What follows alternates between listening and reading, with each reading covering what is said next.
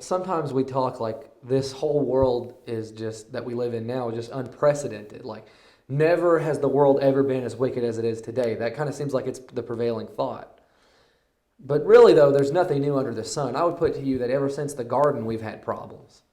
And a lot of the same problems over and over.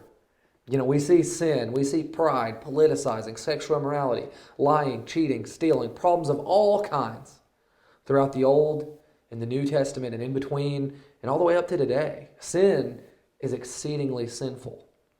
We live in a fallen world, and we often feel the pressure of living in a world like this, don't we? So how do we respond? How do you respond to the damage that Satan has done? What is up, saints? It's Kane Atkinson. I'm bringing you a brand spanking new eTip this Tuesday so that you can be further equipped to share the gospel. I'm here to encourage you and to challenge you, yes, to change the way you think about sharing the gospel of Christ so that we can see the kingdom come forth more and more, and so that you can be instrumental in that growth, the growth of the church that Christ laid down his life for. The topic of the day is the power of one. What do you mean, Kane? I think sometimes we hear and we think, well, I want to reach out, but how much difference can one person really make in the lives of one person or in the community? But let's face it, church, we are totally outnumbered. The church at large is in the minority in the world, and in the church here at Kettering is in the minority in the community of Dayton, Ohio. That's a fact. That's reality. And as such, people are being flooded constantly with this message that Satan brings, a false gospel. So how much difference then can I make? Just one person. I'm just one person. Let me remind you how much difference one person can make. I want to take you to a scene where you're standing next to a group of ancient Jewish soldiers, and the men next to you are shaking in their armor. You feel yourself start to shake too. And a giant is screaming over the crowd, "Can anyone stand against me on the battlefield?" He's threatening and he's speaking ill of everything you hold dear, your friends, your family, your God, and a wave of fear crashes over an entire people asking themselves, "I'm just one. What can I do?" And a hush goes over the crowd of soldiers standing by you as a young kid, no, a child steps out onto the battlefield across from the Titan with nothing but a sling in his hand. And before you know it, you're seeing the difference that just one person can make. As Goliath falls in defeat to just one stone slung by one young man. The soldiers surrounding you, they let out a battle cry and they press onward into the enemy's army. No more fear, no more doubt. You press on with them. Now you know the difference that one person can make. Most of us know that story. Now take this into our Christian walk. Remember the difference that Christ made.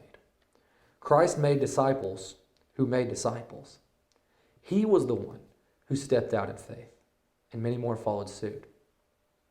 Because of his courage, many were turned back to God. Look at how his influence still ripples onward today in the teachings of the apostles and those that came after. Look at the church that still stands today, that we stand in. Look at the local church that we're part of. None of this would be possible if the ones who taught us the truth said, "What's the point? I'm just one." That's the amazing thing, brethren. This is how Christianity is meant to work. The buck doesn't just stop with one. It doesn't just stop with you. It can't. We're called to reach out. I want us to use our imagination again. Think about the Kettering Church today. With a church of almost 200 members, what do you think we could do if we each just discipled one person over the next year and brought them to Christ? What if they discipled another person, or even a whole family? What kind of growth could we see? I know the temptations that come when I ask these questions. People begin to ask, well, I'm just one, what can I do? But what if this, and what if that? But no, we can do this.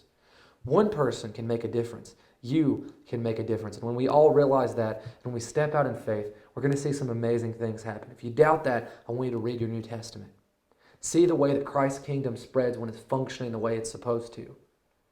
It doesn't matter how bad the world is around us. It doesn't matter if you feel like you're one light in a sea of darkness. Remember, one light shines brighter in the dark. So, go shine. Thanks for listening, Christian. I hope you were encouraged, and I hope you were challenged by this message, and I hope you'll take it in and you'll let it sit in your heart. I want you to know that we can make a difference right where we are. Trust God And if I can help you, or you'd like to talk about your evangelistic life, you know I'm available. Just a call, a text, or an email away. Whatever I can do, I'm on board. I just hope you have a great rest of your day, and I hope you're blessed.